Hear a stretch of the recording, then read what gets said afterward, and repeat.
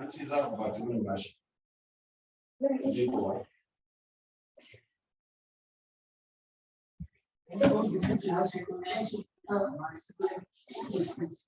É?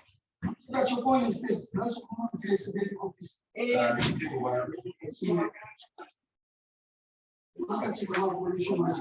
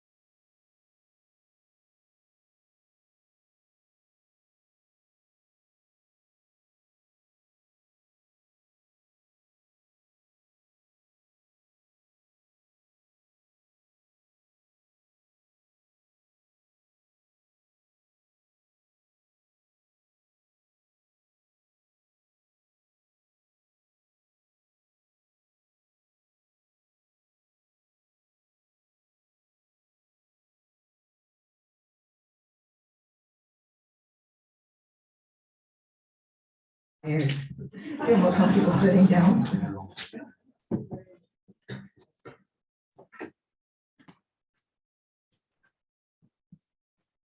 Okay, so I'm so pleased to be welcoming you here today. I represent UN Water here today. And for those of you who don't know us, we're the UN's coordination mechanism for water and sanitation. So for this conference, we've been supporting UNDESA, of course, in organizing the whole event, but also, of course, their co-hosts in their beautiful cover. So I'd also like to thank Excellence for organizing this event. I always think back at your work when I think about the two campaigns that we were doing back in 2015 on nutrition and water and sanitation. And I just had my second child back then. So I guess it was a bit more sensitive and emotional, but it really made me think about the link between malnutrition, water, sanitation, and the survival of children. So today's session is, of course, super important, and we are going to be discussing the WASH sector's capacity not only in financing, but also in terms of data coordination and of course, core funding. So I'm going to take you through a couple of slides just before we move on to the more substantive discussion. So next slide, please. Yes, that's the one. We're all here because we want a better future, not only for us, but of course also for future generations. And the latest research shows that there is a very strong link between child mortality and SDG achievement. Every day, 700 children die from diarrhea linked to unsafe water and sanitation. And I was thinking about this on the plane over. So I was in an Airbus 330, so you may have something on Boeing. But if you just take all those children per aircraft, that would have been 2 to 3 aircrafts crashing down every day filled with children. And I guess that would have really made the headlines. But of course, the statistics really doesn't. So next slide, please. This is the slide that shows the research that's just currently being done. Water has an initiative called the Integrated Monitoring Initiative for SDG 6. And the latest data comes from 2021, where it shows that governments need to work approximately 4 times faster. But in fragile contexts, you need to work 20 times more fast. So I guess it's safe to say that we are all in the same storm, but we're not all in the same boat.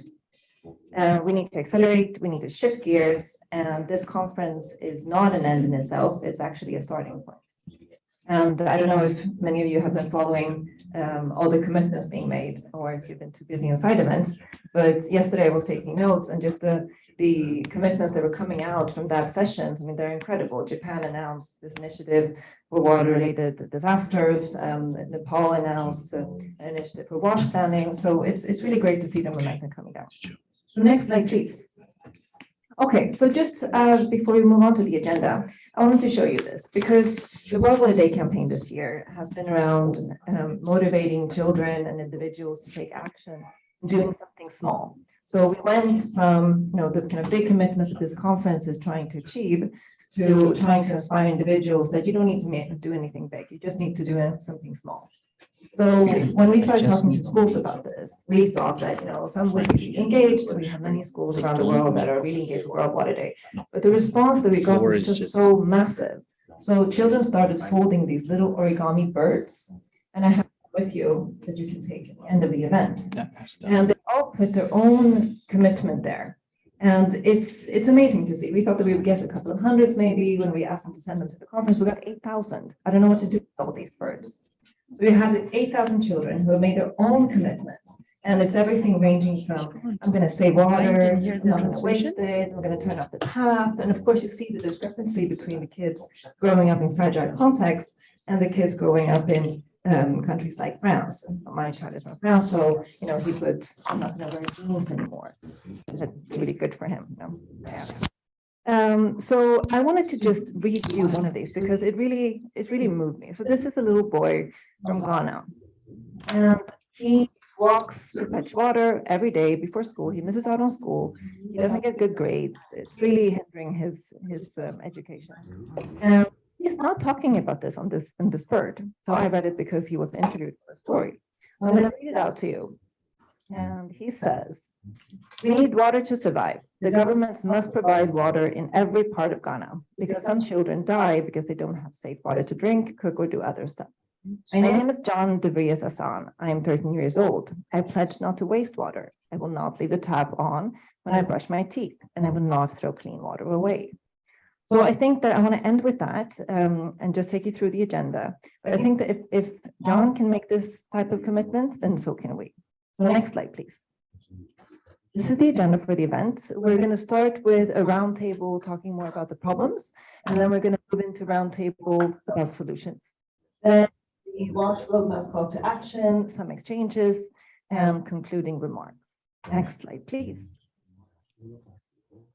So I would like to hand over to Celine, who's going to take you through your first discussion. And I thank you very much for your attention. I'm really happy to be here on behalf of Clean Water. Thank you.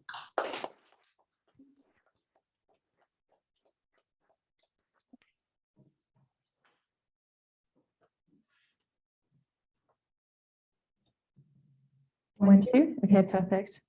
Good morning, everyone. Before introducing myself, I'd just like to invite all the panels of the Roundtable 1 to come here at the front and sit at the table.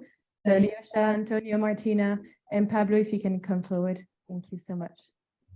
So hi everyone, my name is Selene. I'm the Secretariat Officer of the WASH RoadMap. I will be spoiling everyone that does not know the collective yet because it's going to be introduced a bit later on. But it's an honor to present this first roundtable with a beautiful panel we have today. We will be talking about capacity gaps of the WASH sector at different levels from different perspectives and through different lenses. So without further ado, I will be introducing each of the panelists one by one, giving them the floor to express their opinions based on their experience. I'd like to start with Alyosha Salaniak. I think you all pretty much know him by now, but I will introduce him very rapidly. Alyosha is a humanitarian advocacy and coordinator specialist at the Global Cluster. He's got over 15 years of experience in advocacy, information, project management in humanitarian organizations, and over 10 years of experience in cluster coordination and information management. I've also been told he's quite a good snowboarder as well, and he's this kind of bubbly soul that kind of brings great ideas and innovative ideas into life. So Alyosha, your time to shine. If you can shine in under 4 minutes, that would be great. Thank you. Thank you very much, Selene. Welcome, everyone. I will try to shine under 4 minutes, even though I think we're all exhausted today. But it's great to see the collective of humanitarian actors being gathered in this development conference. I really feel there's a feeling of cohesion, and this makes me happy and less exhausted on this Friday. So without further ado, the Global WASH Cluster is basically the largest humanitarian stakeholder mechanism that is mandated by the Interagency Steering Committee. And it is a partnership. At global level, you can see all the organizations that are taking part in this daily coordination to save humanitarian and to save lives. So basically, next slide, I'll try to be quite quick. At the field level, this means that there are even more partners. In DRC, we could see that the growing number of cluster partners amounts 130 partners. So just to give a bit of a snapshot, we work in about 30 countries where 26 humanitarian response plans have been set in 2022. In addition to that, we also contribute to regional response plans, sudden onset, flash appeals, which you can see in a different color here. In 2022, there were a total of 171 million people in need identified by the collective. Out of this, we had about 100 million people targeted for life-saving WASH assistance. And the results, you can see them up there on screen, there are about half of that. 50%, about 50 million people have been reached with critical WASH assistance in 2022. In terms of funding, what does this mean? The overall sector requested about 3 billion in 2022, and according to OCHA, around 1 billion, only a third was allocated to the humanitarian WASH sector. Now, this data, of course, needs to be improved, but this is pretty much what we have as of today. Next slide. In terms of funding, over the years, you could see that it's not looking good. It's not been looking good, especially between 2018 and 2021, where funding received has been decreasing and funding requested has gone up to 3 billion, from 1.7 billion to 3 billion. Last year, we had about 1 billion funded out of those 3.7, which is also due probably to better reporting, the Ukraine crisis, and the Horn of Africa, which were quite funded towards the end of 2022. Next slide, please. Let's take a closer look at what we call system-wide emergencies. The Interagency Standing Committee has been defining special, I would say, protocols for those big emergencies where a big scale-up was needed in 2022. Now, just to have a look at the overall coverage in your first colored column is basically your overall humanitarian response plan in those countries, including all sectors. On the right-hand side colored column, you can see the WASH funding in those same countries in 2022. And you could witness that we barely made it, and we're always, as a WASH sector, under this average. It's not about comparing other sectors here, but it's really to show those disparities that happen in those countries. We could see that in Ukraine, the funding has gone quite high in 2022, but still, Horn of Africa and then other countries, forgotten crisis. Let's think about Central African Republic, also countries in West Africa that are barely between 10 and 20% funded overall. Next slide. So I'm going to be brief. I was brief on the numbers. I will try to slow down a little bit on the messages that bring us together today. Basically, cluster coordination and cluster leadership is a critical role for humanitarian response. This is no doubt, and it cannot be left to chance. This means that we need appropriate leadership, appropriate staffing, and a collective approach that defines coordination in there. But that's not enough. We need that coordination to be as local as possible. We need it to be intersectoral and collaborative. Collaborative with development actors, but collaborative also with other sectors. So this is really the challenge that is ours in terms of coordination nowadays. Second message, we call for recalibration of financing mechanism. You've seen that we weren't really able to compare development and humanitarian funding, because at this stage, we would be comparing apples and oranges. So basically, we need also to be calling for a shared understanding of needs and vulnerabilities between humanitarian and development actors, so that we can then jointly strategically plan together, not necessarily that it needs to be fully aligned, but that we start to speak the same language. And that could potentially give birth to an alignment of those financing mechanisms. So this is really one of the key messages we had also throughout the week and throughout the events we've been involved in. The last point, which is actually not number one, but number three, is a need for more transparent and better data. You heard that all over. But I think here for us, what it means in the cluster is that we need this data to inform decision-making. We need to be able to go the extra step and identify the uptake process that will enable decision makers to use this data. We are often caught up in emergencies where a lot of reporting, a lot of data is collected, but does not necessarily enable decision making. This is really something we need to do better in order to be able to do the right advocacy with the right stakeholders. And I will just finish by saying that again, even though it's Friday and we're all exhausted, I wanted to highlight that the collective of humanitarian actors is already a win, that we are all in this room together and that we were able to participate in a lot of the inside events is already a win for us. So I want to end on that positive note. And without further ado, over to you, Selene.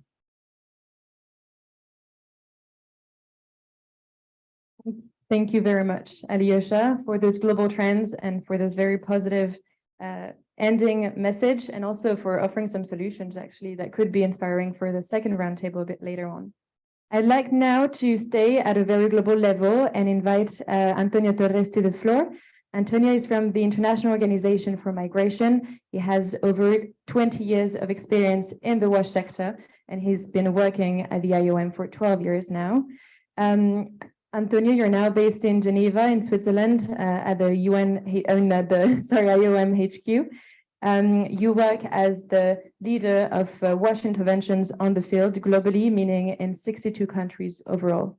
I'd like now to give you the floor to stay on this global perspective, but with a migration lens. Thank you very much. Thank you very much for the introduction, and thank you very much for the opportunity to provide my views and perspectives of the International Organization for Migration about what are the capacity needs for the WASH sector. So I would like to start with a retrospective look. When I started working overseas with IOM back in 2009, as a WASH coordinator for the response of IOM in Sri Lanka, the capacity needs for the WASH sector were great, but are not as great as they are today. Today, we have more complex, more protracted, more interconnected crises. These crises are multi-layered. They're bringing populations of diverse backgrounds and different groups.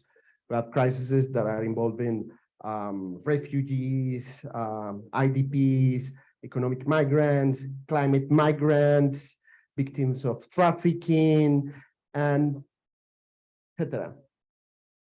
So the result is that to make sure that we can provide effective WASH responses, we need to improve the capacities in the WASH sector in terms of expertise, coordination, and funding to make sure that we can be inclusive of the different type of populations that we have. These multi-layered crises are bringing this wide range of dimensions that we need to ensure we respond appropriately. So in terms of expertise, I think we simply do not have enough. We have demand of WASH professionals that is on the rise because we have more and more frequent crises. As well, the demand is not enough because the crises are becoming more protracted and making us that the demand is ongoing. So, for instance, we have seen an increase on the number of emergency deployments for WASH in 3 folds if we compare the emergency deployments that we have in 2022 to the emergency deployments that we have in 2019. Yeah. Also, we need more and different types of expertise. Yeah?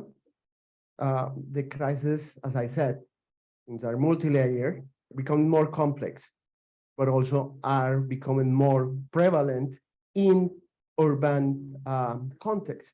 So that requires a broader type of expertise as well that can be able to make a good balance between the use of cutting-edge technologies, but also local knowledge, making sure that we have a good incorporation of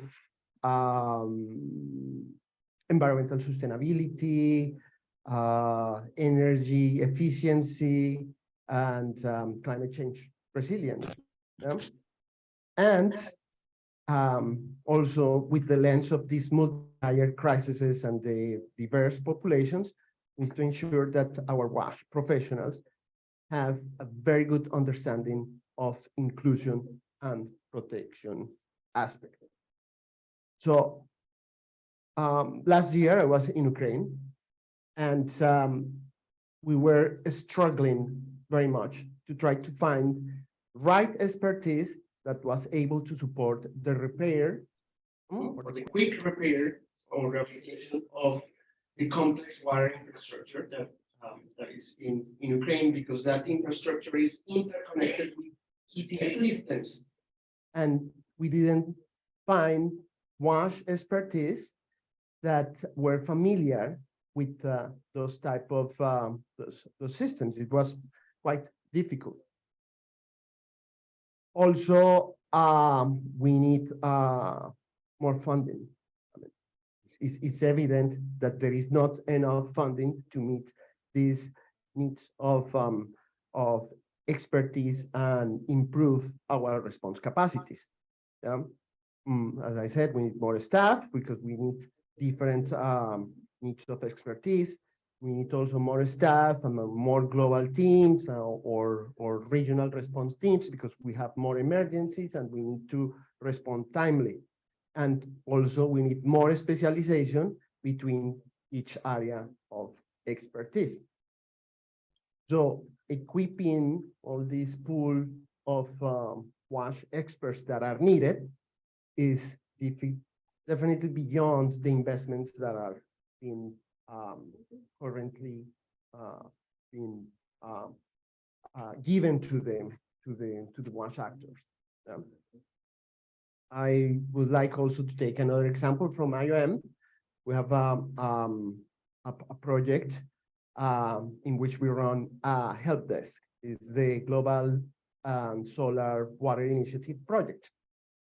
Through that help desk, we support WASH actors globally with technical advice for the solarization of water supply systems.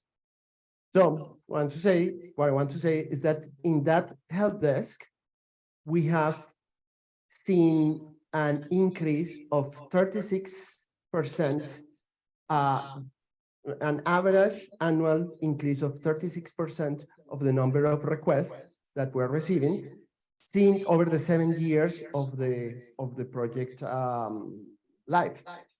This means that by 2022, for instance, we have almost double the requests of technical expertise that we had in 2018.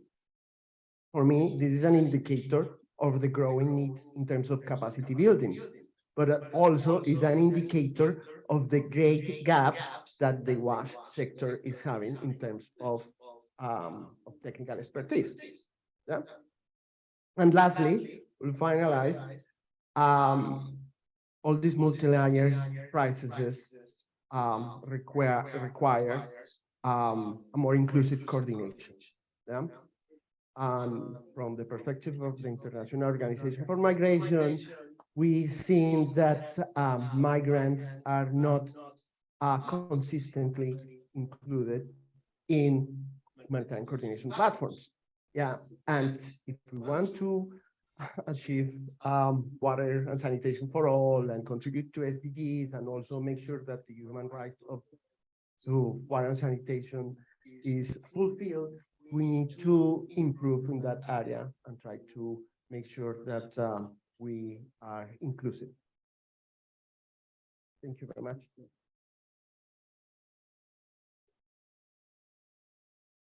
Thank you, Antonio, for bringing out this multi-dimension, multi-sectoral necessity from the field. We're now going to dive into a different level. We're driving away from the global one and really going to the local level. I will now give the floor to Maliki, who has been since 2020 the coordinator of SOS Sahel International based in Burkina Faso. He's been engaging the organization since 2007, and after having studied sociology and economics, he contributes very regularly to writings on financing the climate change adaptation. Unfortunately, as you can see, Maliki is not in the room with us, despite all his efforts to get his visa on time. I think there were some barriers, administrative barriers, that could not be broken. So we'll just like to take a second to firstly thank him for adapting to this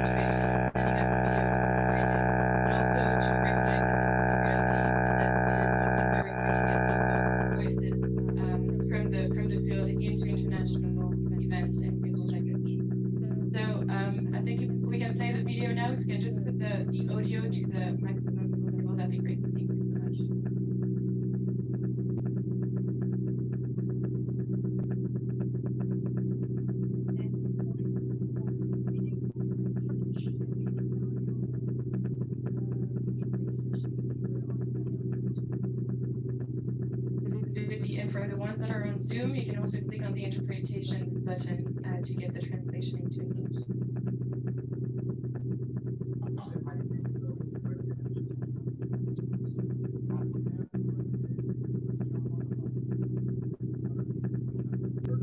Notre contribution à travers l'influence de cette expérience se base sur l'évolution des financements Social Watch, l'Organisation internationale de sécurité de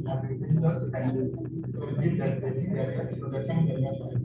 Alors donc, effectivement, il se rend compte clairement que les besoins de financement sont en hausse de 2010 à 2022, tandis que les financements reçus sont en baisse.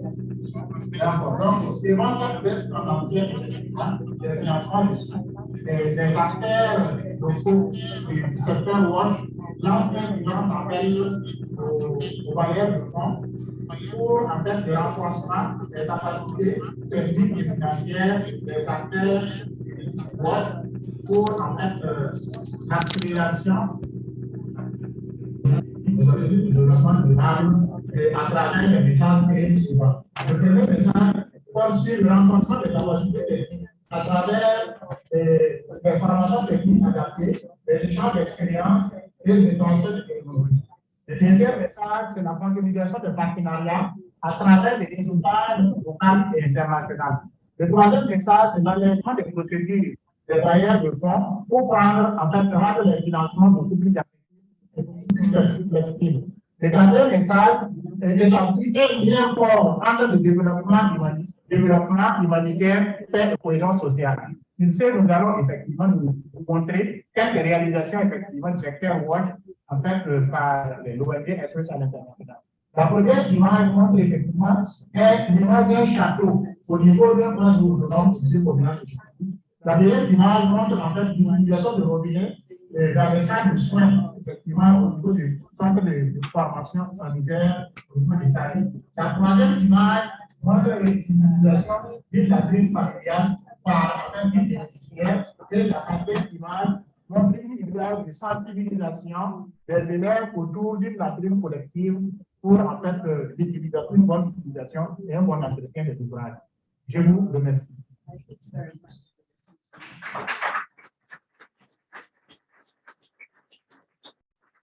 Merci Maliki, je sais que tu nous suis depuis le Zoom, donc merci beaucoup pour ton enthousiasme et ta réactivité pour nous envoyer cette vidéo.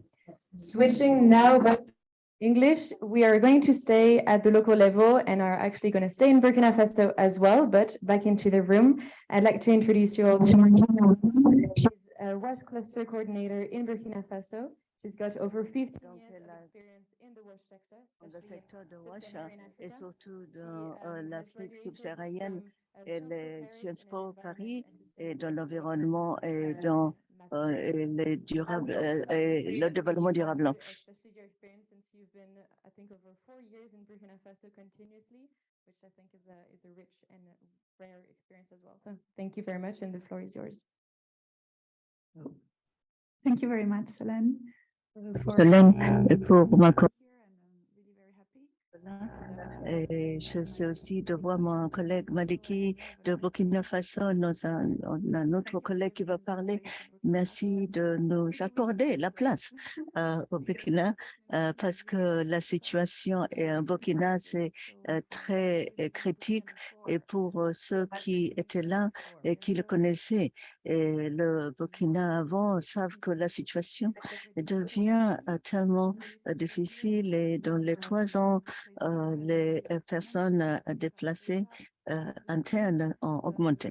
Now there are almost 2 million displaced people, which is Et donc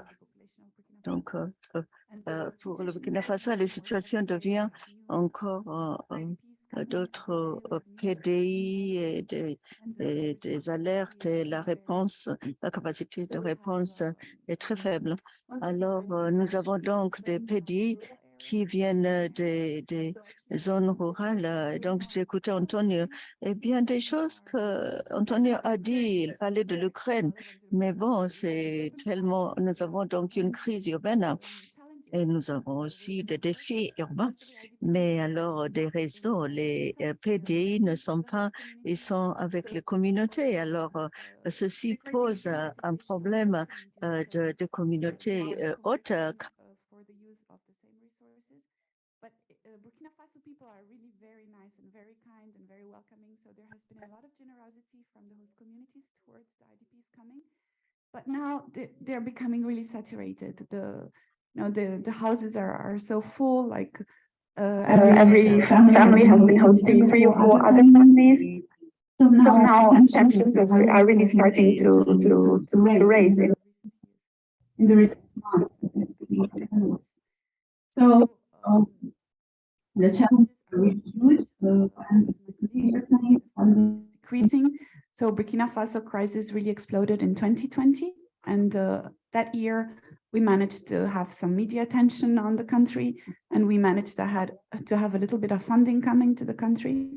But since that year, then Burkina Faso was forgotten. All the international attention was turned to other crises, and the funding is decreasing so much. So with the funding for WASH, like the needs have been increasing exponentially in the last 3 years, and the fund decreasing exponentially at the same time, and notwithstanding very strong efforts done by all the organizations to raise funds, because really we've been looking in all directions, we've been digging all over to find whatever small funding may be found.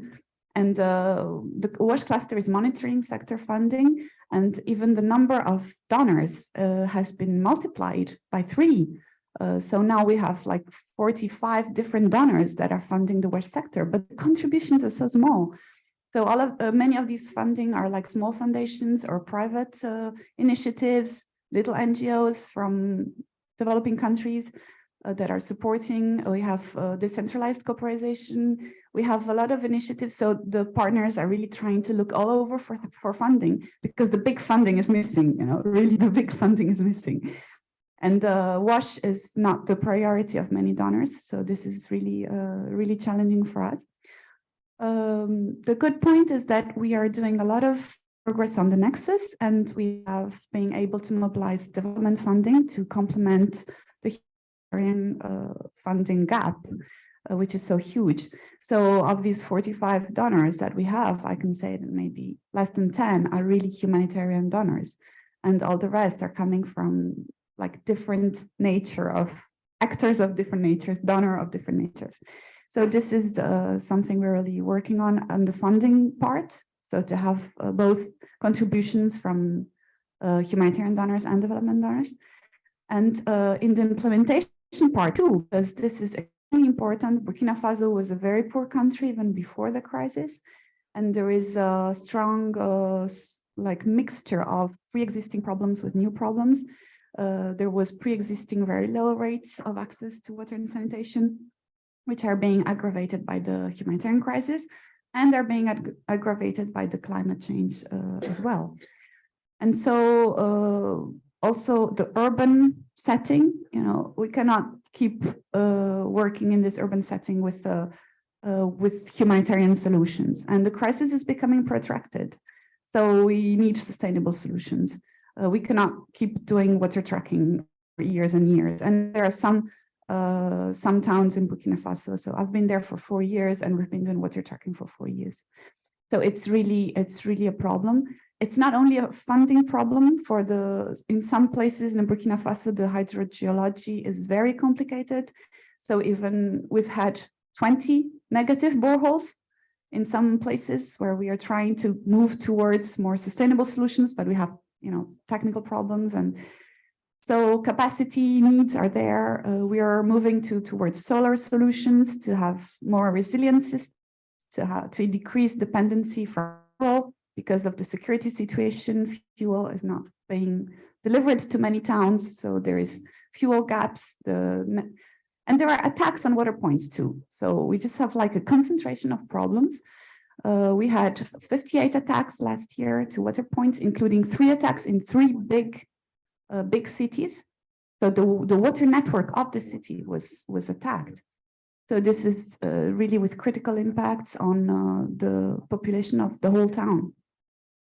And the security problem is really critical, because even if we repair these systems, they are being re-attacked.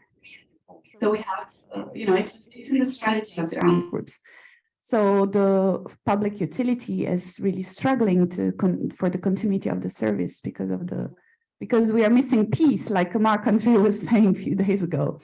Really, it's very challenging, very challenging situation. So we need partnership. We need development donors to join in the efforts because we need structural solutions. So my last message was really on the nexus and the need to have this vision of collective outcomes, because Burkina Faso is actually moving backwards in the SDG trajectory, is not moving forward now. So we really need everyone to help, and so that we can hopefully at least reduce the rate of going back. Thank you very much.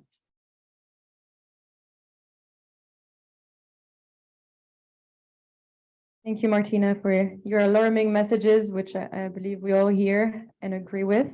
I will go very quickly into the next panelist, since we're running a bit behind. And actually, one of the points that you made, Martina, on the link between mediatization and funding is very relevant. And I believe we all very heard of one of the latest humanitarian crises in Turkey and Syria. And I'll give the floor to Pablo here, Pablo Alcalde from Acción Contra el Hambre, ACF Spain, who's a WASH expert and has been very active lately in trainings as he collaborates with universities and in WASH masters. You're also a member of the advisory group for water and sanitation of the fund of the Spanish Agency for International Coordination. And I'll give you the floor now to talk about the capacity gaps from one of the latest crises in Turkey and Syria. Thank you, Pablo. Thank you very much. I will try to be short, but just send the message, first of all, how we should evolve in the funding of these complex emergencies. And today I would like to raise the capacities we have on the ground already when we are working in places like Turkey and Syria, where we have already a social fabric, many organizations that can complement our work.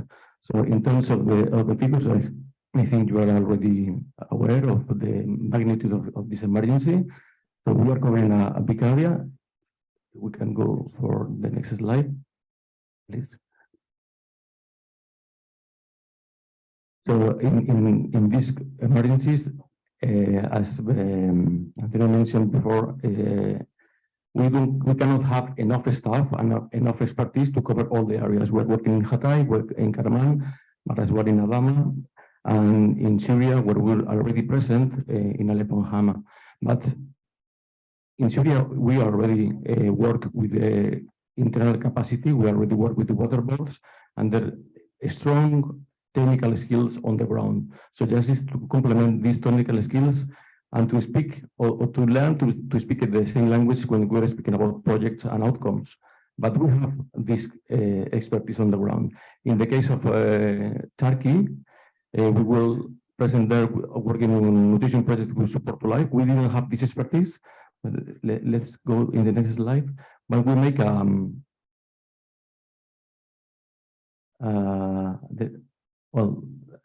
we make an exercise of identifying different counterparts and to find us on this map. I mean, we are at the same time protecting lives, but as well promoting capabilities and as well working on the strengthening of services. This has an impact in all this, not only in WAS, but as well in protection, as well in the management of the territory, in the access, the economic access to WAS services that is going high, very high, and the classical response in water tracking and health.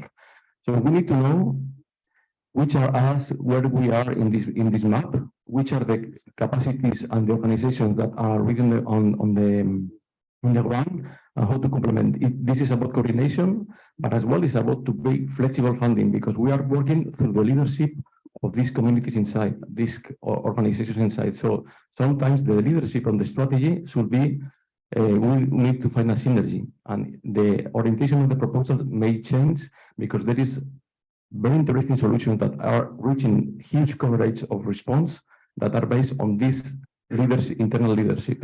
So in terms of when we are working on this framework, we need to be flexible to fund these capacities. So next slide, please. So in this room, we base mainly in the organization we worked before for many years, Support to Life, but we strengthen the WAS capacity because we used to work on nutrition and livelihoods. So it's very important. At the same time, ACH is doing the direct response, but at the same time, working with teams of support to life to hand over the operations in the different areas where they are present, because they are present in all the affected area. As well, we work with the feminist organizations, because in terms of pertinence, in terms of prioritizing the main needs, we need to work with women, with these women associations, because they will give us the perfect picture of the priorities of the population. And we are speaking about feminist approach because we are speaking about rights, and we are speaking about right holders. We are not speaking about beneficiaries. These people deserve to access to the services, and we will support the data leaders, the responsibility leaders, to achieve these rights that the people reserve. So understanding them as the right holders will help us to have more connections, because it will happen for years. So we need to know how this will affect in the coming years. And here is coming to no harm. We can do harm with water tracking, for example, and we have many experience with that. So to avoid that, thinking on right holders, thinking on the future, and thinking on this nexus approach, on the promoting capabilities, strengthening systems to be stable, to avoid the use of the access to water to displace people. That is something that could happen after an emergency. It is important. As well, other emergency response local organizations that are very used to work on emergencies.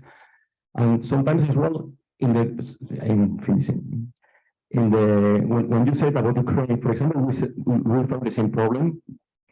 Huge building collapse, water was broken, but we have the support of the syndicate of engineers to work on the quick fix actions. So that you have already a network of engineers that are very committed to help. And in terms of identifying those areas where it's easy to make a quick repair, it works quite well. Again, we are covering a big area because you have this syndicate of engineers all around the country. So yeah. So this is now the activities we are doing, and we are selecting those that are complementing on promoting, those that are complementing on the system strengthening, and those that are very linked with humanitarian aid. So next, and this I will not go through the framework, but just to know that we are sharing the same framework among local communities, among counterparts, among our sectors as well. And it is not a WAS response itself. We are thinking in the outcome when we are doing water tracking is for the very basic needs, but when we are going to the quick infrastructure reparation, we are working on the strengthening systems. We are transferring the capacity to NGOs that never done WAS, but now they are in charge of this little by little. Now the coordinator of ACH will be inside of Support to Life to ensure that operations are going smoothly. And we are increasing the capacity and strengthening the capacity to a new sector for them. So I hope it's clear. Thank you.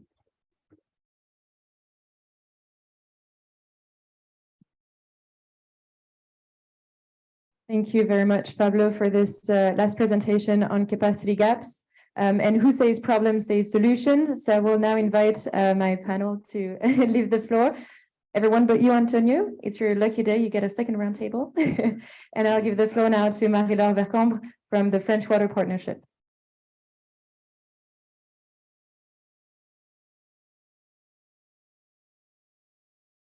Good morning. I will introduce myself as well as the other speakers. Marie-Laure Vercambre, the Director General of the French Water Partnership.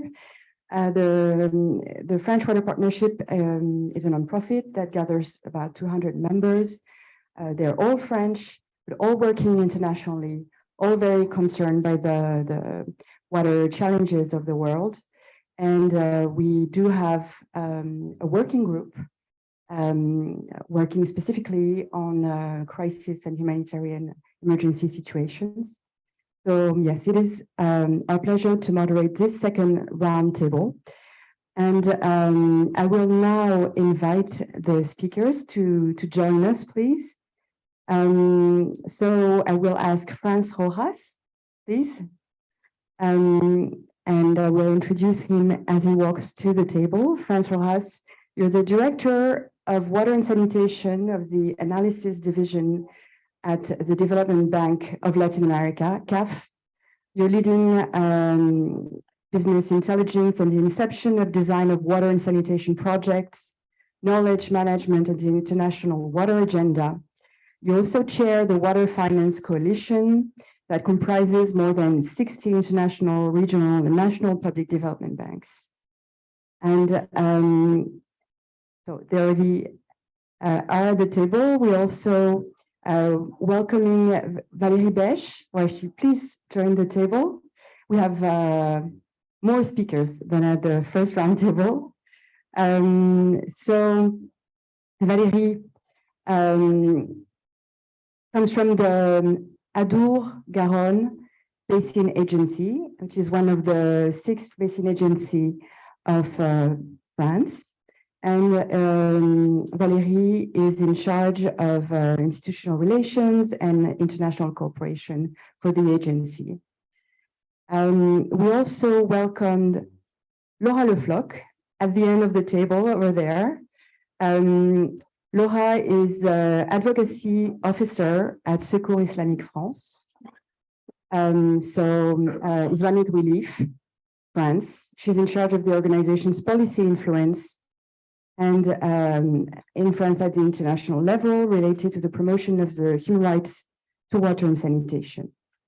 We also welcome Baptiste Lecchio from Solidarité International. Baptiste is the senior WASH advisor at Solidarité. And of course, we also welcome, Tracy Wise. So Tracy is the WASH team lead at USAID Bureau of Humanitarian Affairs. Yes.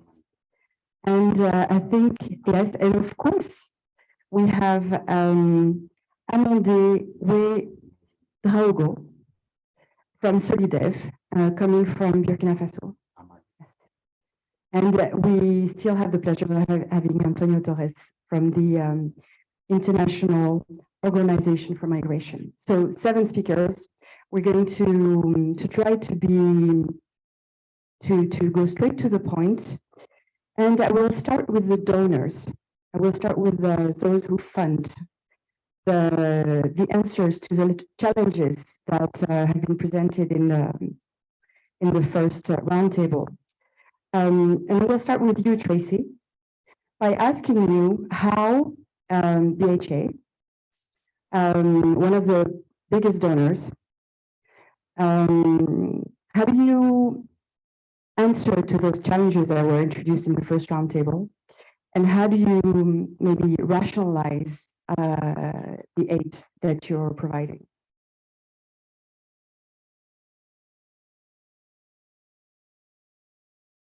All right, thank you very much. And I'm very glad to be here and to open this roundtable.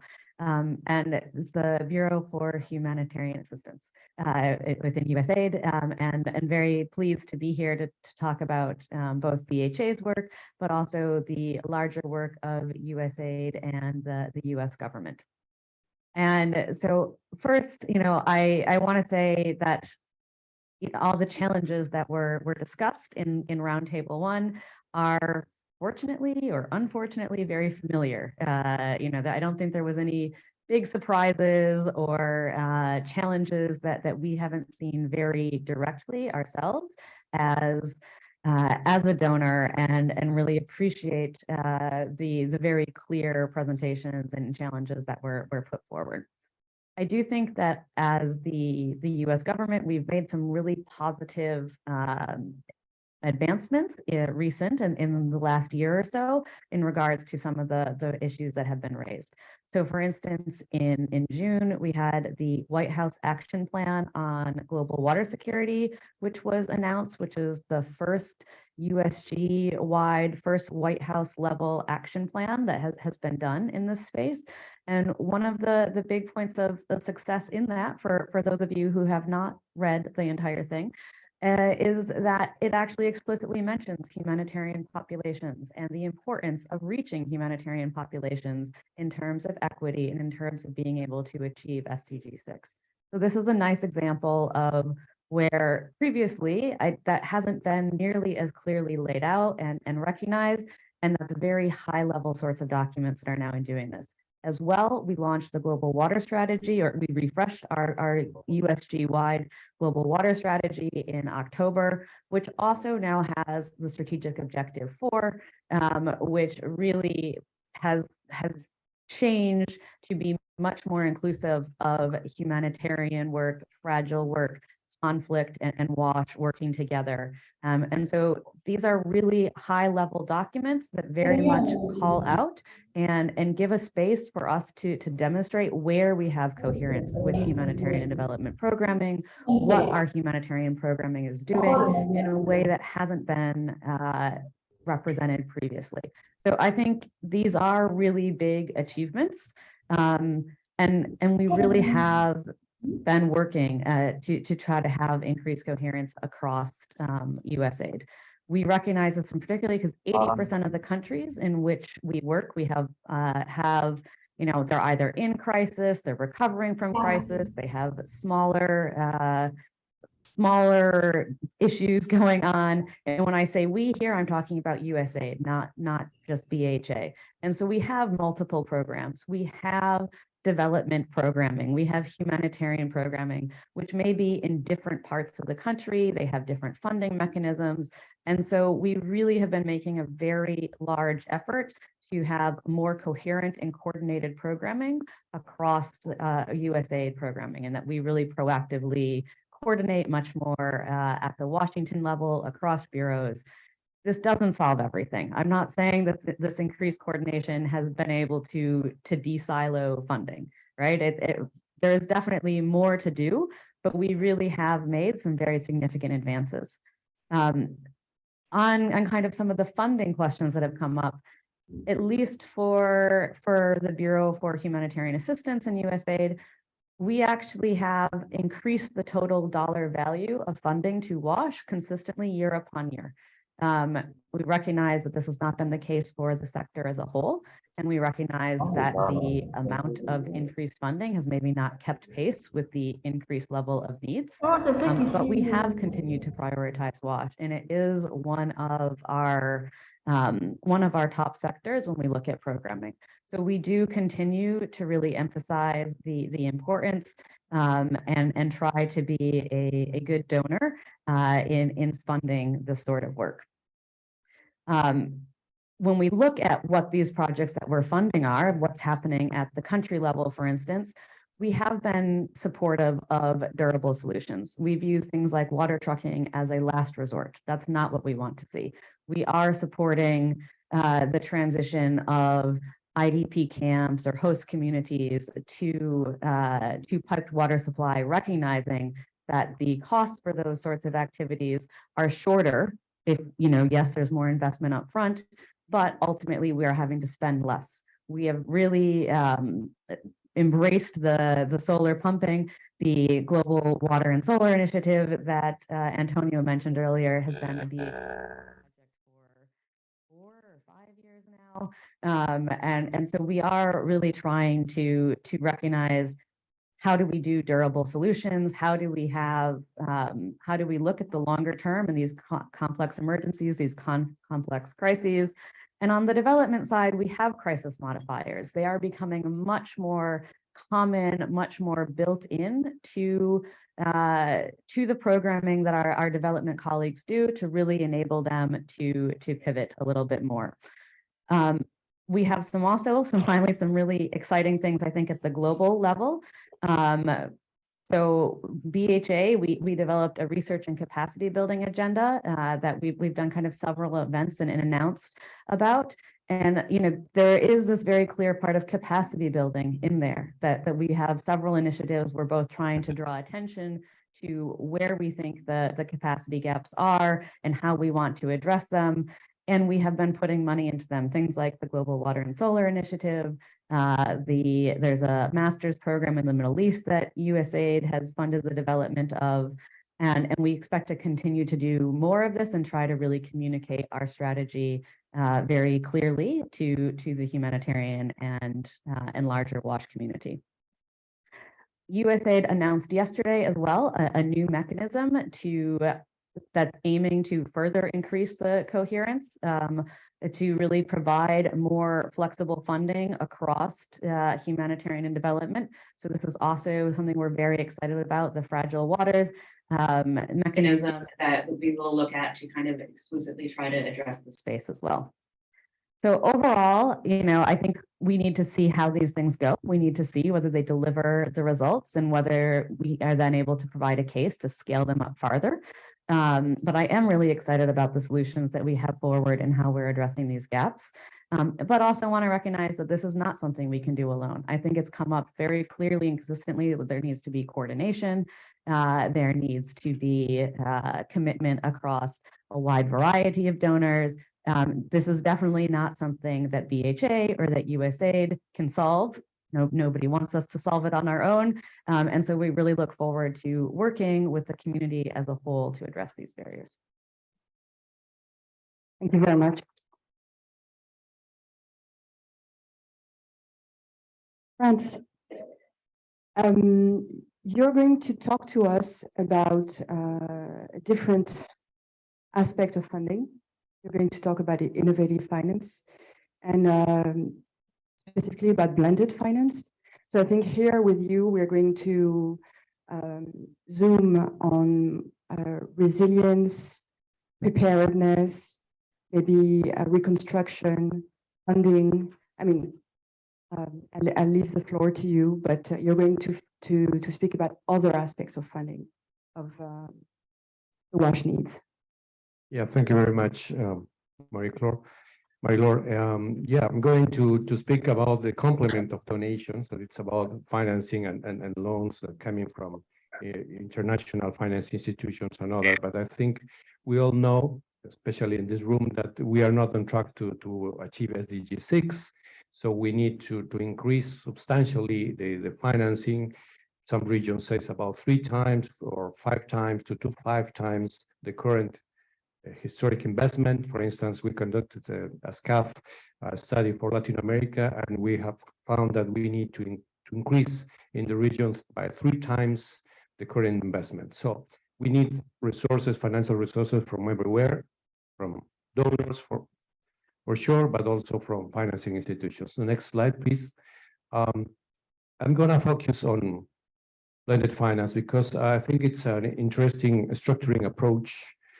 Because it combines the development finance. When we are talking about development finance, we refer that could be subsidies or transfers, but also concessional loans coming from international finance institutions, for instance, or for philanthropies. That's all together coming into the bucket of development finance, but it helps to attract or to mobilize or to catalyze additional resources coming from public development banks that are not offering in concessional terms, or even from commercial banks.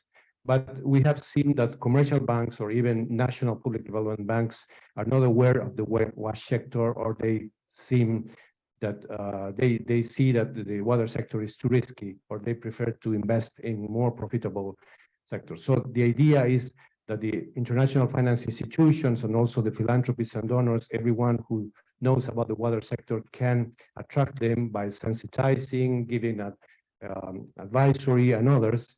So the idea is to blend or to have a combination or mix. That's what we call blended finance, and we have different possibilities to having lower capital. I mean, a mix between the conventional interest rate plus the commercial interest rate. So the blend could be more attractive for borrowers.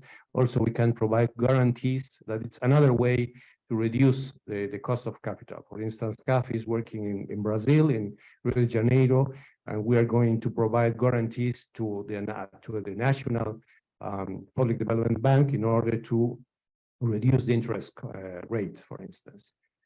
So we could also provide technical assistance, and that's an important because sometimes you can work in project preparation facilities given as a technical assistance in order, for instance, not only to conduct feasibility studies, but final designs and all the preparedness in order to be ready for the implementation.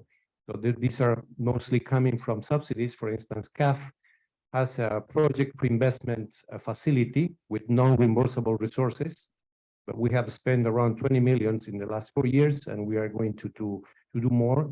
And we see that other international finance institutions are doing the same, the African Development Bank, for instance, with the African Water Facility. So these are ways to offer non-reimbursable resources, even coming from the international finance institutions, in order to help or to support countries. And these are what we are talking about when we say about blended finance. The next slide, please. And what we have done at the World Water Council, I was the next slide, please. The former chair of the task force on financing. So we have conducted this piece of work that it comes into the next slide, I think, because we don't have too much time. Sorry, but we have found different case studies, successful case studies in the literature. We have selected 10 case studies, but we work on identifying common factors in successful blended finance water projects. So we have found 10 attributes that are domestic liquidity, international liquidity, capacity development, as I said, the sovereign underwriting, and you can find this interesting document that it's at the website of the World Water Council. And I think it might help in order to structure blended finance in different countries. And what is important to say is that blended finance is not only for large projects.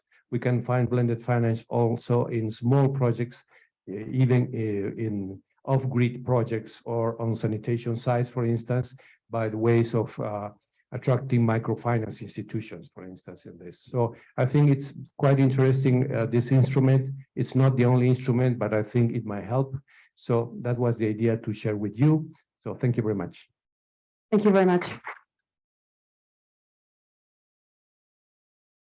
And now we'll go to Valérie Beche, en français. Oui, désolé.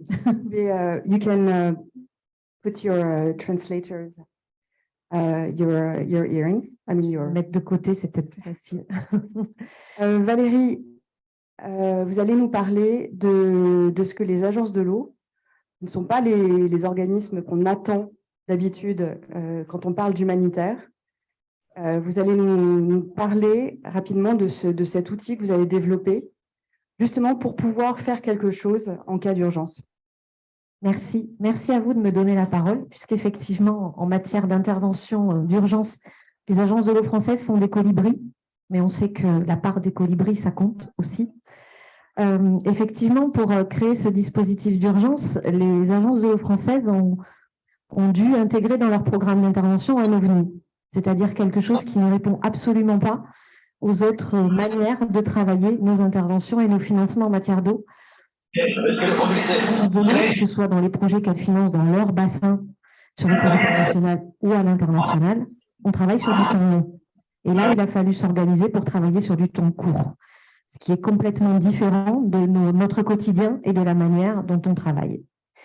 Donc, ce dispositif d'urgence qui a été mis en place, il est d'abord extrêmement différent parce qu'on ne finance pas la même chose que ce qu'on finance d'habitude. Les agences financent des services d'eau et d'assainissement et d'accès à l'hygiène pérennes, durables.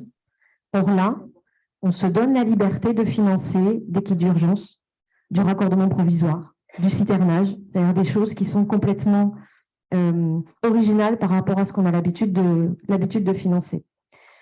On s'abstient aussi de mobiliser nos territoires, puisque dans le fonctionnement des agences de l'eau, dans les projets qu'on finance, il y a toujours un cofinancement obligatoire des autorités locales ou des associations de nos bassins, de nos territoires.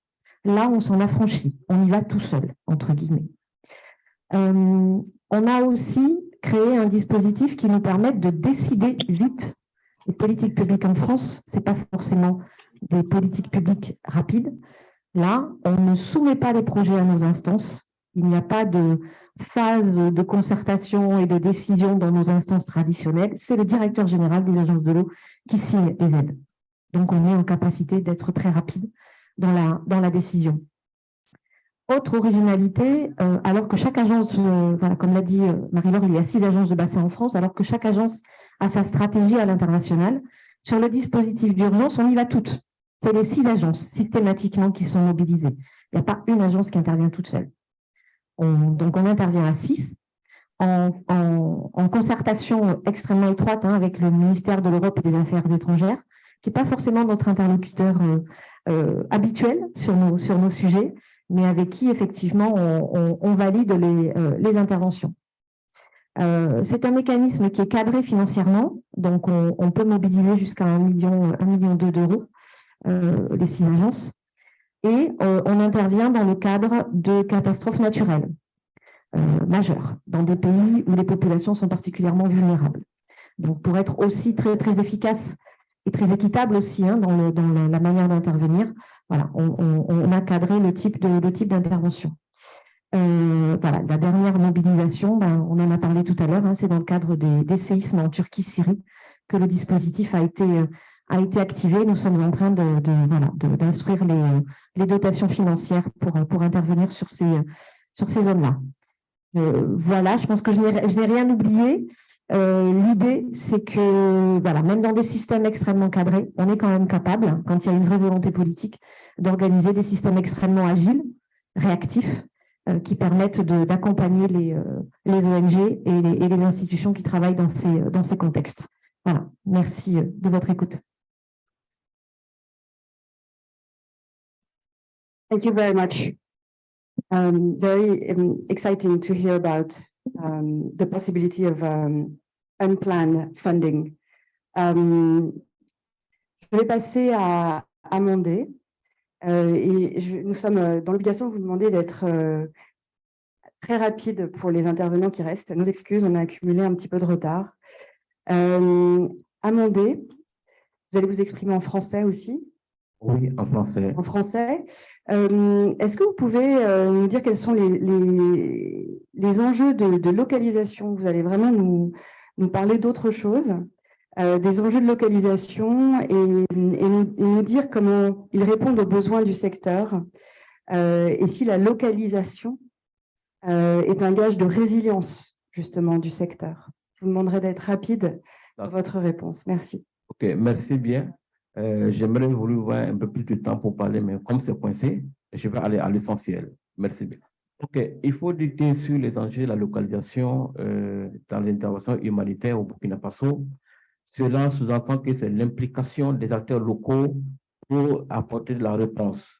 Cela est très important dans la mesure où ces acteurs locaux maîtrisent le terrain, ils connaissent bien le rouage pour pouvoir intervenir.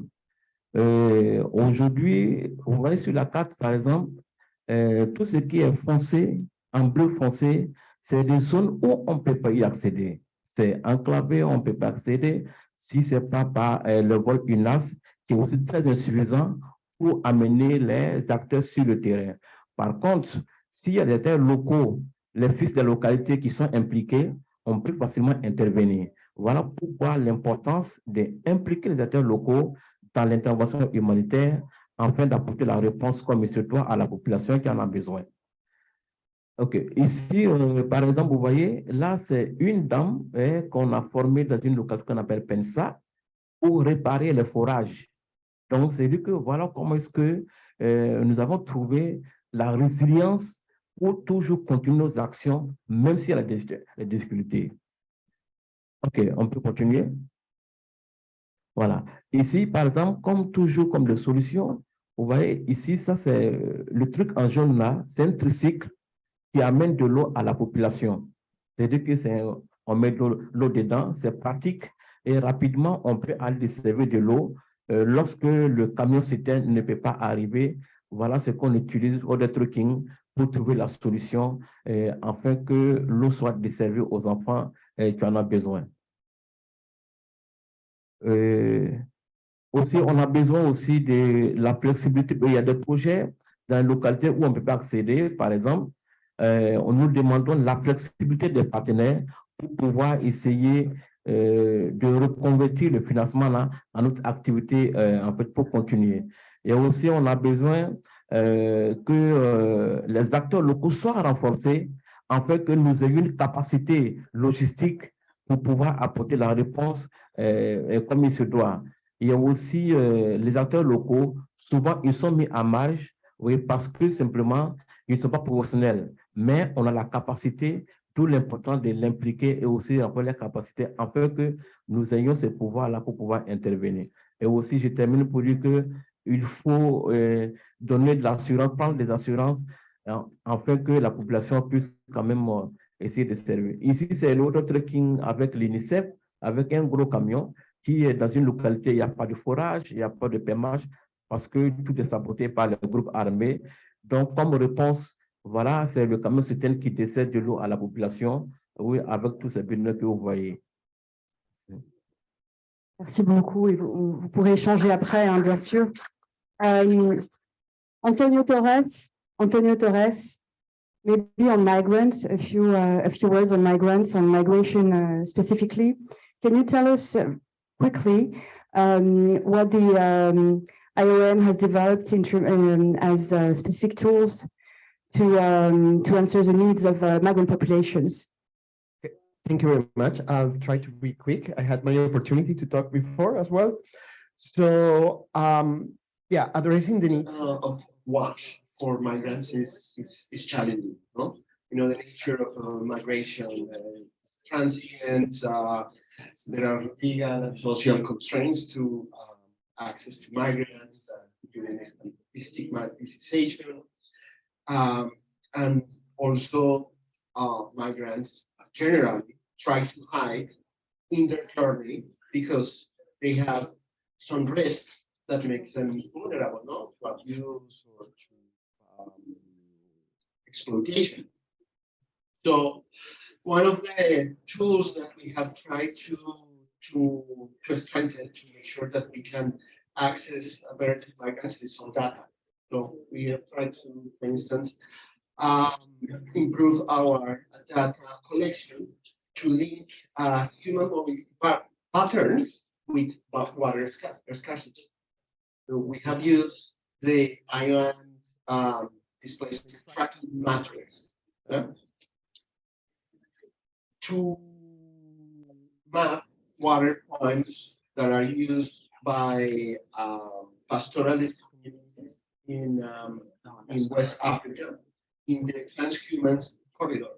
So we can map these water points and we can target interventions that are addressing needs of migrants. For instance, during COVID-19, we were able to target our interventions and install hand washing points and provide hygiene promotion to these communities, as well as trying to mitigate conflicts around the water sources. Another tool or approach that we are undertaking, and as I said during my initial presentation, around the lack of inclusion of migrants in humanitarian coordination platforms is advocacy. We are advocating for the inclusion of migrants in humanitarian coordination platforms. For instance, in Lebanon, since the blast in 2021, the emergency response plan has been included migrants in their sectoral responses, and that includes WASH. So we can make sure that we can give them the resources. I will be quick now. Another thing that we have tried to do is establishing coordination platforms that are interagency and interregional. So for instance, the migrant response plan for the Horn of Africa and Yemen, yeah, which, as you know, migrants from Ethiopia and Somalia are traveling to Saudi Arabia, and these countries have high hazards for the migrants. Countries that have, apart from conflict, they have water scarcity, they have disease outbreaks such as cholera, and coordinating these efforts through response plans that includes and empowers governments to provide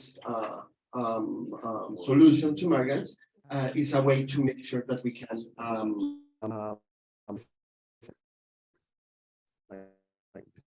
Thank you very much.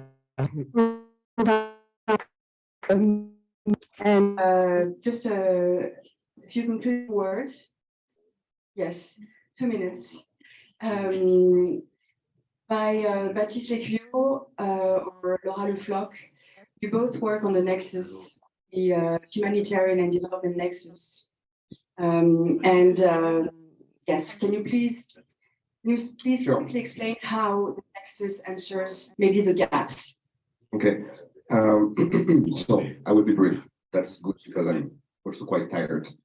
So I wanted to introduce a more operational illustration of the Nexus through the project that we call Nexo, that is taking place also in Burkina Faso. So I'm not going to do a scholar presentation of this project.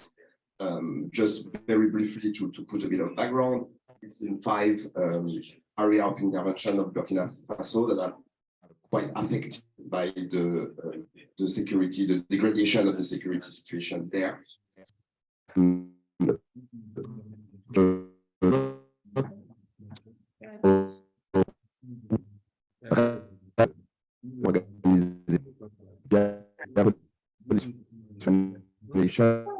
We have, which is a city around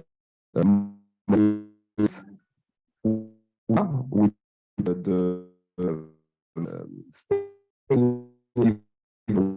services,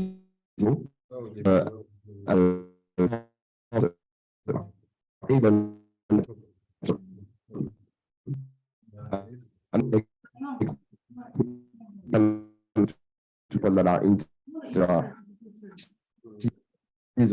we wanted just very brief. I think is really the fact to have very different stakeholders united in one project that are learning to work together. I think that is a very positive result of the project because it's different background. We have institutional actors, development, humanitarian organization.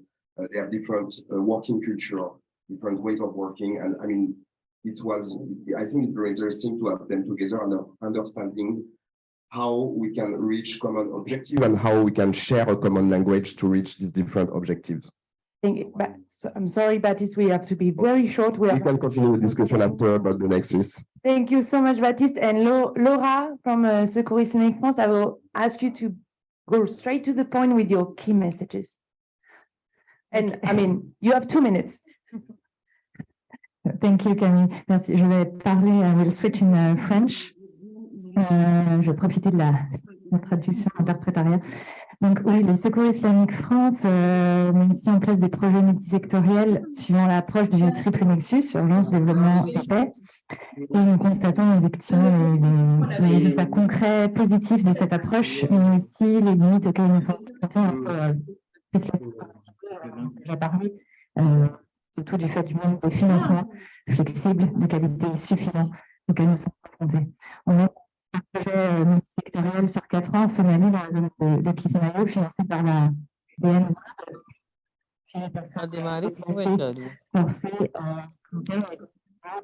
Là, on a pu vraiment développer sur une phase. Nous avons fait du water trucking, du cash forward pour certaines phases, et puis on a pu tout de suite en fait déclencher les phases de post-urgence et de développement avec la remise en état des infrastructures d'eau, la mise en place des plans communautaires et la gestion des risques liés à l'eau. Et on a pu aussi mettre en place une composante de consolidation de la paix avec des structures communautaires où les membres sont sensibilisés en fait à la transformation des conflits. Et ils travaillent spécifiquement aussi sur la question du partage de la ressource en eau comme un vecteur de paix. Donc en faisant travailler ensemble les communautés.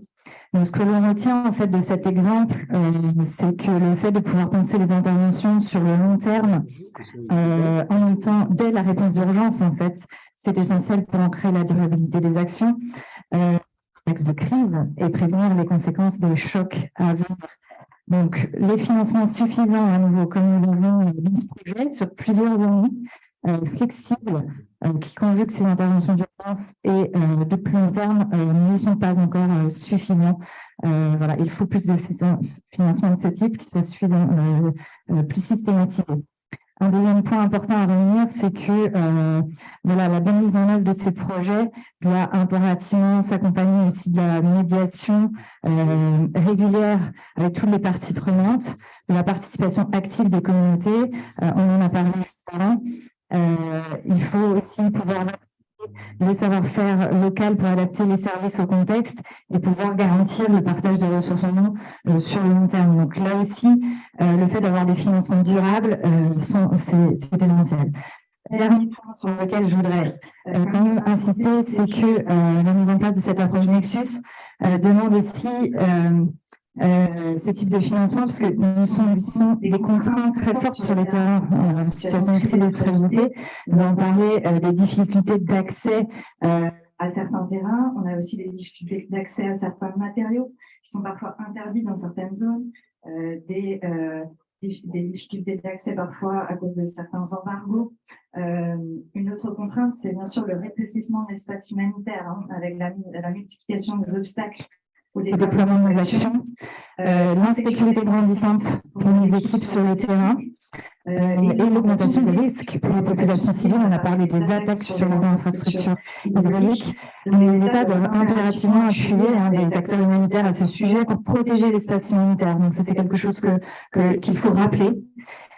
Donc en conclusion, vraiment rapidement, il faut davantage considérer vraiment les problématiques du secteur. Il faut qu'on ait des financements beaucoup plus efficaces, parce que pour le moment, on ne fait que financer des réponses aux crises de manière répétée, sans répondre aux causes profondes des problèmes. Je pense trouver une réponse à cela dans le fait qu'on se réunisse seulement pour la première fois depuis 50 ans à Nations Unies sur les enjeux de l'eau. Donc je pense que là aussi, il faut vraiment que les États se réunissent plus régulièrement pour comprendre les enjeux, pour qu'il y ait cette prise de conscience au niveau des décideurs et engager les financements qui soient nécessaires. Merci beaucoup, Laura. Thank you so much for your participation on Roundtable 2.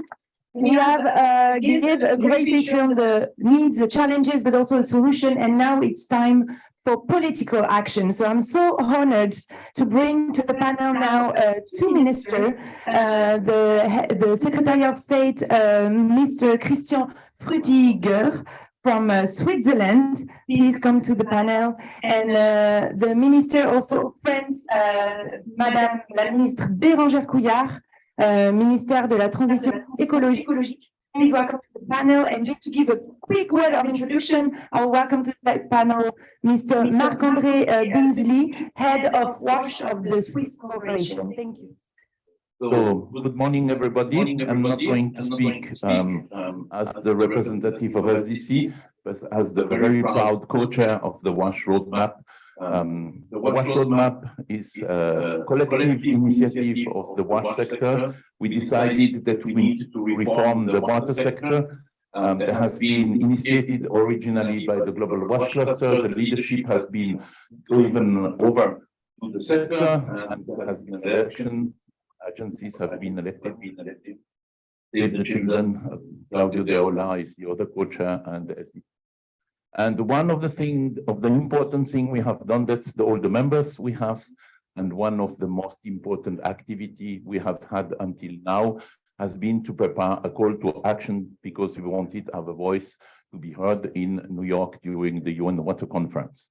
So we have had the support of more than 165 organizations until now, and for the time being, one state, Switzerland. That's why I give over word to Mr. Frutiger, who will explain us why Switzerland signed the call to action.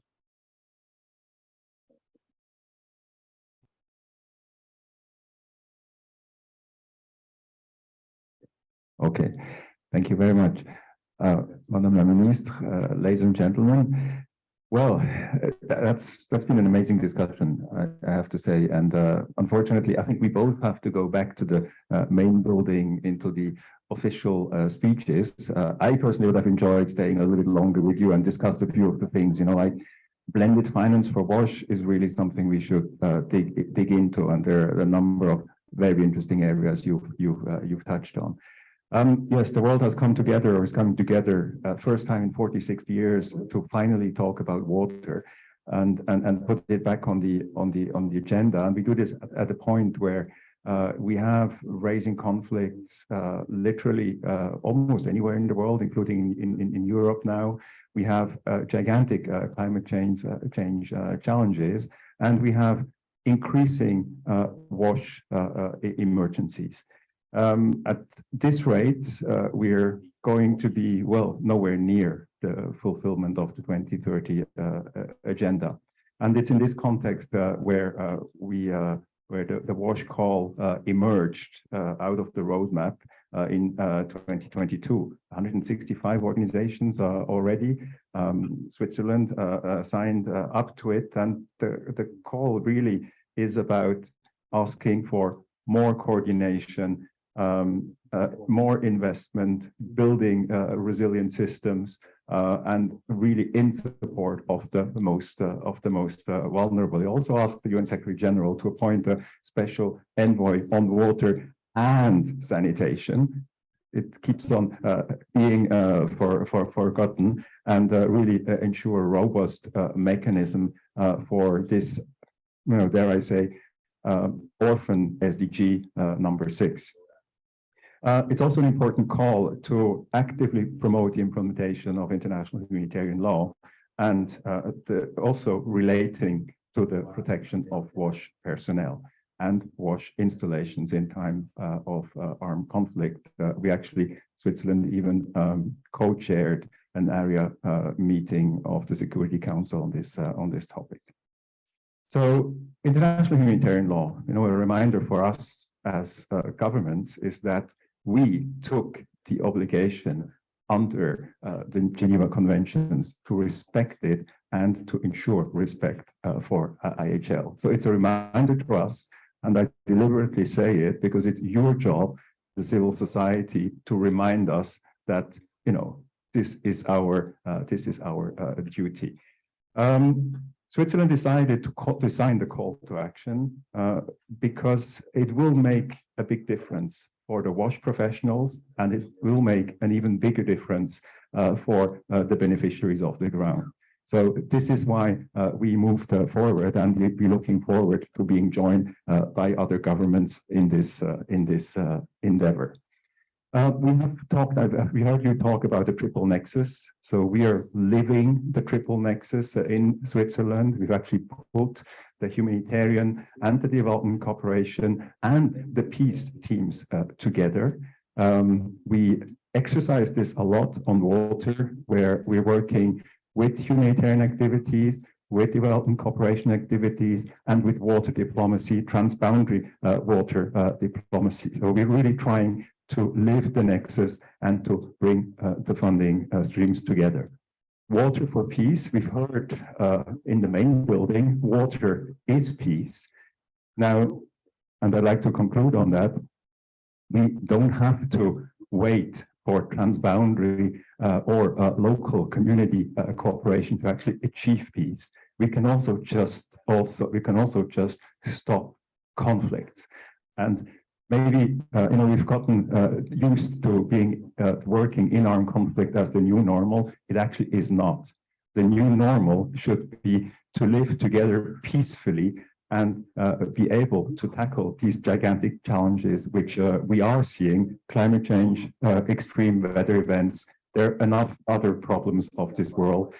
So let's strive towards working together, living together peacefully, and make a difference on the ground through WASH and other activities. So thank you very much for your attention.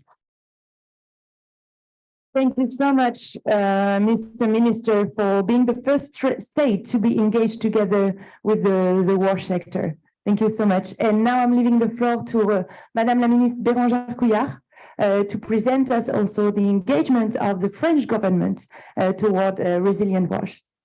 Yes, thank you.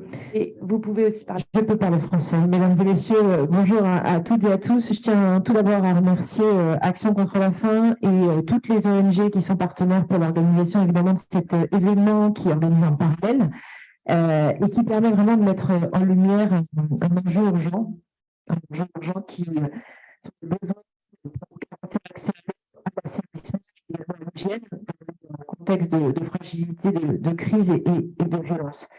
Le droit à l'eau et à l'assainissement a été reconnu en 2010 par l'Assemblée générale des Nations unies. Pourtant, on sait ce droit de l'homme est loin d'être garanti dans de nombreuses parties du monde. Le manque d'accès à l'eau et à l'assainissement se trouve bien souvent exacerbé dans les zones de conflit et fragilité. Ça a été rappelé dans les propos qui ont été tenus au préalable et en particulier la protection des infrastructures hydrauliques dans les situations de conflit en application du droit humanitaire reste, on le sait, un défi immense. Donc renforcer notre soutien au secteur de l'eau, de l'assainissement et de l'hygiène, c'est un impératif humanitaire de développement. La France est engagée sur cette question. Notre stratégie internationale sur l'eau et l'assainissement place ce secteur vraiment au cœur de notre aide publique au développement. L'engagement des ONG a aussi été rappelé je n'ai pas été là dès le début, mais en tout cas j'ai pu l'entendre lors des propos qui ont été tenus. Et c'est vrai que la stratégie française, elle souligne notamment l'importance de s'appuyer justement sur les ONG, en particulier celles qui opèrent dans des situations justement de fragilité, de conflit et de violence, pour appuyer justement la réponse humanitaire et la coordination. Les procédures d'urgence des agences françaises de l'eau présentés pendant le panel sont également des outils concrets pour répondre rapidement aux besoins humanitaires sur le terrain. Dans un deuxième temps, il y a aussi l'amélioration de la résilience des infrastructures de production d'eau potable et d'assainissement qui reste une priorité portée par la France en ligne avec le cadre de Sendai pour la réduction des risques de catastrophe. Et puis enfin, nous continuons aussi à promouvoir la coopération sur les eaux transfrontalières comme prérequis pour le maintien de la paix et la stabilité et réduire les inégalités mondiales.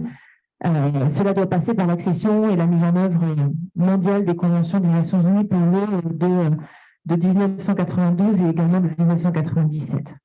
Donc, à travers toutes ces actions, l'objectif de la France est de continuer de renforcer le nexus humanitaire développement. C'est très important. Et c'est la raison pour laquelle je suis heureuse de confirmer que la France a décidé de rejoindre notamment l'appel porté par l'Action contre la faim et 40 organisations humanitaires plaidant pour une meilleure inclusion du secteur WASH dans la réponse humanitaire mondiale.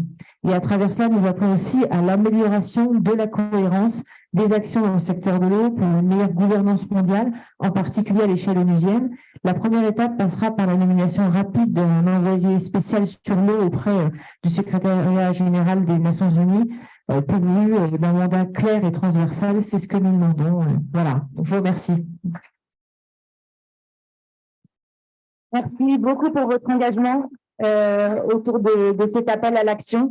And before we go on to the closing remarks, I know we are a bit behind and I know you have other obligations. So please, thank you for your participation and for supporting this call to action.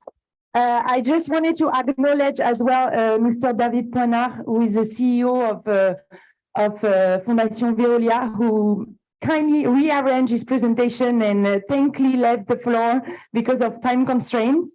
And I also wanted to, before I give the floor to Monica Ramos, head of the Global WASH Cluster for the closing remarks, invite you all also to spread this call to action. Invite you all to call on your governments, and I can see, and I'm very honored that we have here today the Minister of Water of Chad, and thank you, Minister, merci beaucoup, Monsieur le Ministre, de nous faire l'honneur de votre présence.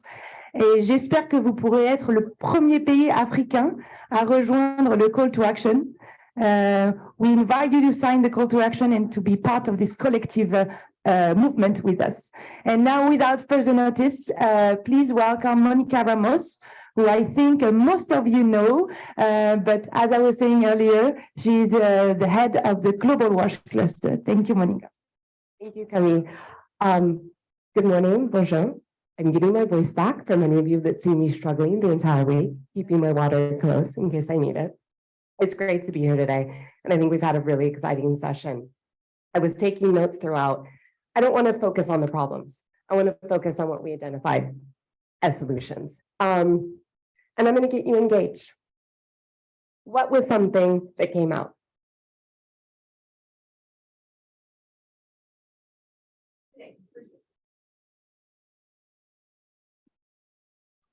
Well, I think we have a lively community of plenty of people ready for dinner. Hey, someone else. Yell it out. We're going to do the call to action here. More flexible funding. Yay, more flexible funding. Group of donors around the same table. A few more. Political engagement. Great, great. Others? More solutions than problems. Okay, I think that was most of the things I noted down.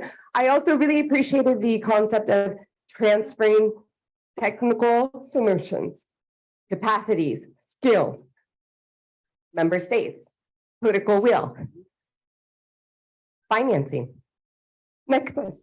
Excuse me, my voice is horrible. Localization, coordination, leadership. So for me, I really take away the next steps. And I think we can summarize them. I think I have 5. Member states. Need them to engage. Advocacy. We can't do it without events like this. Let me take water.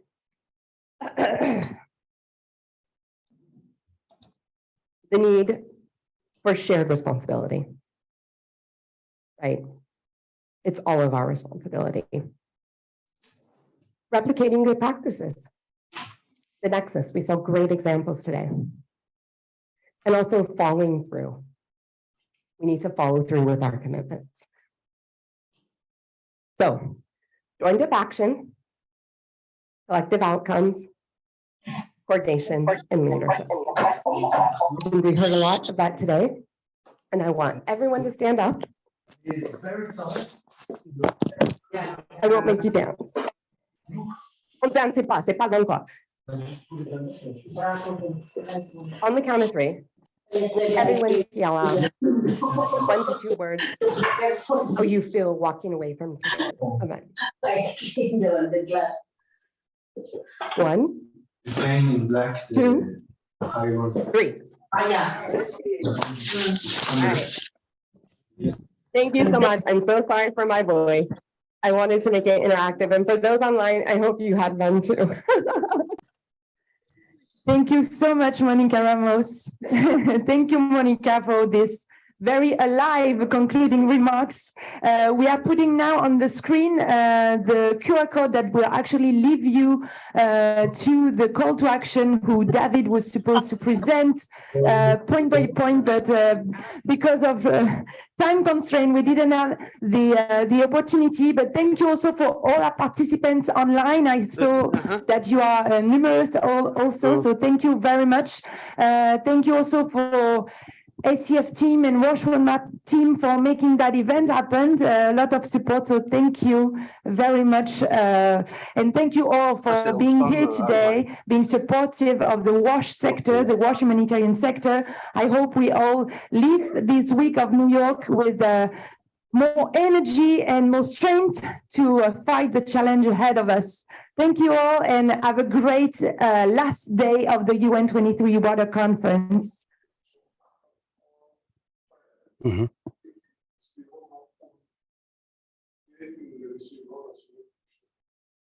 Ah, bon, c'est presque prêt. Ça veut dire que ça augmente la pression, hein?